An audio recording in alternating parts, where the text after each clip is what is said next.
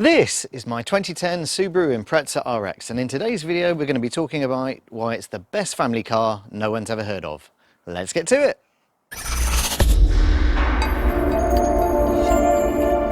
Hi, I'm James and thanks for watching.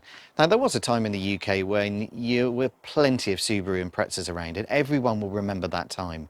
Very, very popular car because of their enormous success in rallying and because they were brilliant. They offered lots of value, lots of performance and the benefit of four-wheel drive. Round about 2007, Subaru came away from that saloon body shape and introduced this, the hatchback. And ever since then, Subaru, from a performance point of view, has kind of not been seen with the same reverie as it was back in the days of its rallying success. And I kind of think that's a real shame because this, as I'm about to explain, it's a brilliant car, firstly, and a brilliant family car, secondly. This is actually my second Subaru. I owned a turbocharged version before, a WRX S. It was resplendent in that classic World Rally blue with gold wheels, and I thought it looked brilliant. A really great car, and it was that led me to go and buy one of these when I was looking for an inexpensive family hatchback for doing lots of urban, kind of boring miles. Let me explain to you though why I think it's a brilliant choice if you're looking for a family hatchback. So starting at the back of the car then, the first thing to note is the RX got the body kit of the WRX. So down here we've got a reasonably good size exhaust, we've got this kind of lower valance piece, and then up here we've got a roof mounted spoiler, and you've got these nice 17-inch alloy wheels. If you've got the regular WRX, you've got these wheels as well. If, like me, you've got the WRX S, you ended up with some really nice 18-inch Pro Drive ones. Then you also got the side skirts here are running along the bottom of the door, which really helps with the look. The other versions of this model, the R and the R, that didn't come with those trims and it doesn't look anything like as good in my opinion. But thinking on about family stuff, if we open the boot, the first thing you need as a family is a good sized boot, and that's exactly what you get with an Impreza. The boot floor is a little bit raised up because of course we've got a differential underneath with some drive shafts, but you've still got plenty of space in this direction, and you've got plenty of space in the width as well. My two children's bikes with one wheel off each fit in the boot of this car with the parcel or the roller blind covering them, and there's plenty of room. Underneath here you've got a spare wheel. It is not a full-size spare, it's a partial size, skinny thin thing. But you do at least have a little bit of storage down in these gaps here, and you've got a proper toolkit and so on. If we then come into the back of the car, the second thing you need for a family car, assuming you've got children of course, is you need good space for car seats. I've got two high back boosters here for my 10 and 8-year-old, and this car, like all cars since 2006 I think, has got ISOFIX. So in this particular case our ISOFIX bars are behind these fabric flaps. If I just move this seat out of the way, in these fabric flaps here, what we've got is our ISOFIX bar back there. So of course if this was a Volkswagen there'd be a sort of super fancy pants plastic clip here rather than this Velcro thing, but you know, Subaru do things well, they just don't do them as refined perhaps as some of the VAG group cars or a BMW. Let's just move this seat back into place. And what you can see there is that you've got plenty of room. I'm not a particularly tall person, but there's still loads of room for my son and his feet. And if his seat wasn't there and I was carrying an adult passenger, you can see that there's plenty of room. Worth noting as well that the RX specifically came with these really nice WRX style seats. So you've got this integral headrest, and I find these seats actually be really, really comfortable. Moving to the front of the car, again, here are those seats from the front. What you've got is your classic sort of millennium era Japanese hatchback interior. There's a lot of talk about Subarus not having very good interiors, and I simply don't understand it. I think it's really functional. Everything's where you expect it to be. It's well made. There's a couple of gremlins, things like this where the finish is going on the handle, but that's the only thing wrong with it, and I've had two of these and they're really robust. This one's done 82,000 miles, my previous one had done 60 something, 65, and this is wearing really well. I've had cars that have worn much heavier than this with 80,000 miles. In terms of feature set for the RX, it's really good. You get keyless entry and keyless go.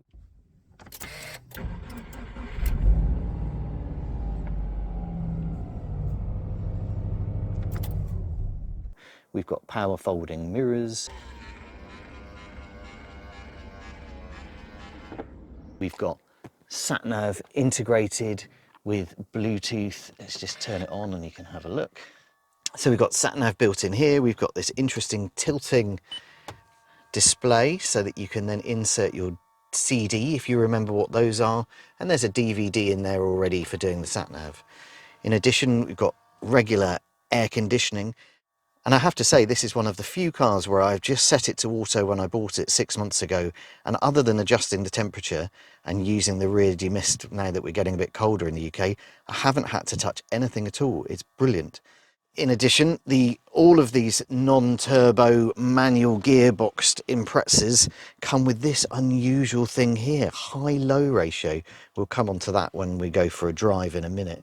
But in all, it's really nicely spec'd. I've got steering wheel controls, I've got cruise control. As you can see over there on this van, I've got xenon headlights. They work really well. And it's a really, really nice spec. If you were buying something like this in a Golf, you wouldn't get anything like this equipment for the same sort of money that you're paying for something like this on the second-hand market. As always though, there are a couple of things that are missing from this particular car. Surprisingly, given that I've got cruise control, xenon, sat-nav, all the rest of it, it doesn't have rear parking sensors. It must have been an option. I've certainly seen cars out there on the market when I was looking for this one that had them, but this car doesn't have it. Similarly, there are 2 button blanks for it, but I don't have the buttons for heated seats. You could argue that because I've got cloth seats, I don't really need them, but I quite like heated seats even with cloth, and heated seats would have been nice, but they're not here. Other things to note are as well that despite looking like a WRX from the rear, when you look at the car from the front, it doesn't have the bonnet scoop that the turbocharged cars have. And that makes sense because the turbocharged cars have an intercooler mounted on the top of the engine, and the scoop does something actually, it has a purpose. It diverts the air into that top-mounted intercooler. Confusingly though, the RX was also available with a diesel engine, a turbo diesel, that did have a top-mounted intercooler like the petrol turbo engines. So if you bought a diesel RX model, you did get a bonnet scoop, and they're all but indistinguishable from the WRX models, except for the badge on the back that says Boxer diesel, I think it says. So with that all said, let's take it out on the road and we'll talk about how it drives.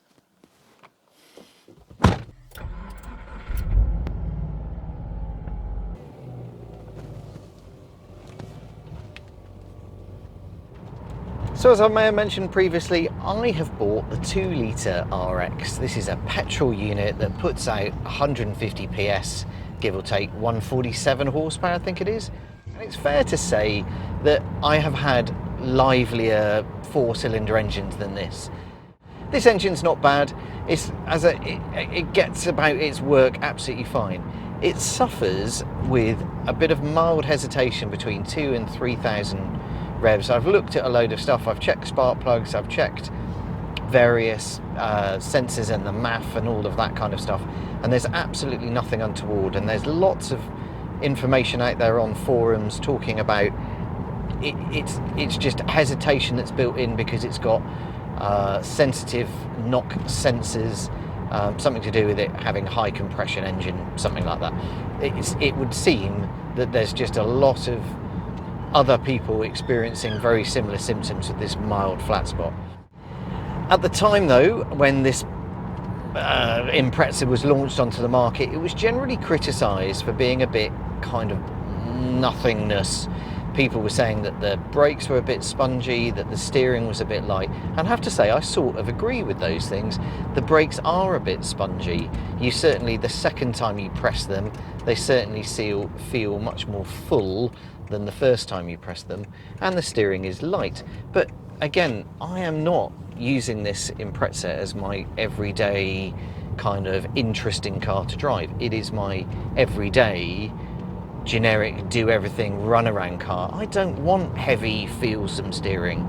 Light steering's brilliant because it makes it easy to park and all the rest of it, and it would be better if the brakes were they felt a bit more consistent, but I don't want really heavy brakes either.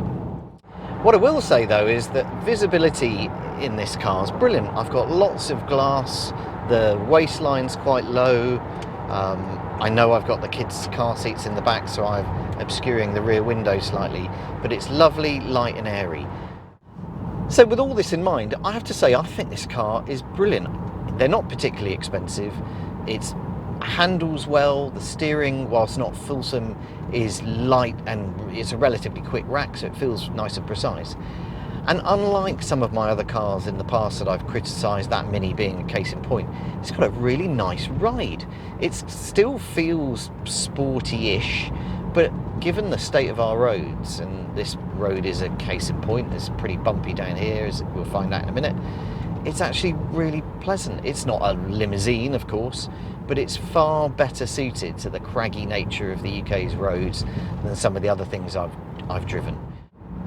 So why didn't more people buy them? Well, I think this is a combination of the fact that people associated Subarus, certainly at the time that this car was launched, with a bit of a kind of yobby culture type thing. I really don't think that helped. And I think one of the reasons Subaru went to a hatchback was to get away from that old school Subaru kind of rally saloon car-y yobby type thing. But I just think as well, there aren't that many Subaru dealers in the UK compared to the competition, Volkswagen dealers, that kind of thing. And there are some negatives with running one of these. I mean, the permanent four-wheel drive thing is great if you live somewhere where traction is a problem, but you absolutely don't need it from a performance point of view in the non-turbocharged cars. There's no way, even if this was front-wheel drive, with 150 horsepower, that you're going to be really troubling the traction. And I absolutely didn't buy it for its four-wheel driveness. I bought it because I kind of liked the previous Subaru I had as a car, as a hatchback, and I just thought I want a cheaper to run one than the turbocharged ones. Talking of cheaper to run though, the turbocharged ones are eye-wateringly expensive on road fund licence in the UK. If I still had my blue one, it would be £710 a year, which is frankly nuts. It's a nice car, but that's crazy money for, you know, a 4-cylinder petrol. I mean, that's kind of V8, V12 kind of money. Even though this is not a quick one, it's still £385 a year. Again, it feels crazy, but that I can see would put people off. And, you know, I wouldn't blame people for not choosing it on that basis alone. But if you need four-wheel drive, then yeah, this is a cheap four-wheel drive car. If you live, you know, where the weather is bad and you regularly face with snow, then yeah, get one of these. And that brings me to the high-low ratio gearbox thing. What I don't understand is why this car came equipped with that high-low ratio thing. Effectively, what it means is that this car has got 10 speeds. So if I put it in low ratio now, I'm now in first, and then I'm in sort of 1.5, and then if I do that and put it in second, I'm in then low ratio second, and then I'm in high ratio second, and then if I do this, I'm in low ratio third, and you can really tell it goes really well in low ratio, and then high ratio third. This is very confusing. A friend did challenge me to try and drive it in all 10 speeds, so let's see if we can do it. That's high ratio fourth, and then we're into low ratio fourth, high ratio fourth. So we're on 8 speeds now. Can I get it into fifth? High ratio, I think I can. Yeah, and then yeah, high ratio. Let's hope this car stops. It does, thank you. So there we go, all 10 speeds using that. Why is that there? It's crazy, crazy, crazy thing. What I understand is that that's a carryover from one of the other Subarus, maybe the Forester, and they just lifted the drivetrain wholesale. What is interesting though is if you got the automatic, you didn't get that. You got another cup holder. I'd actually much prefer to get 2 cup holders and no low ratio thing. I absolutely will never use that, other than demonstrating it, of course. I will never use that. I am pleased, however, to have managed to get all 10 speeds on camera. So thank you, Howard, for the suggestion. So that curio aside, this is just a sort of really sensible, pragmatic, well laid out car that's got a great amount of space, enough performance for what I need. And I actually have to say, I think they look really nice. I think it was a bit criticised when, again, by people when it was produced or when it was launched for being a bit boring, but I don't see that. I see some of its contemporary cars being a bit overstyled at the time, and this just being nice, very, very kind of pleasant. It's a good size, as I said before. I think it's slightly bigger than a Golf, which has its positives in that there's a bit more cabin space. Certainly that feels like to me compared to the Mark V Golf I had. And I think there's an awful lot to recommend it. So let's talk about if you think this is a good car for you. In the UK, a good one of these at the very most is £4,000. You can buy one for two. They suffer still, unfortunately, with the fact that people can't just let them exist as they are. Far too many of them end up modified. There's one in the classifieds at the moment that's got big wheels on it and a silly exhaust, and someone's put the bonnet of a WRX on it in an effort to try and make it look like the car that it isn't. Although, to be fair, if you make your RX look like a WRX, you don't have to pay your ridiculous £710 road fund licence, but even so, it all feels very insincere. But that's just my personal opinion, and you know, if you want to go and modify your Subaru, be my guest. Just please don't sell it to me in the future. So it was hard for me to find one that was good. I saw one that had been, there was an auto where someone had fitted a silly exhaust and painted the wheels gold and had basically not looked after it. That was a shame.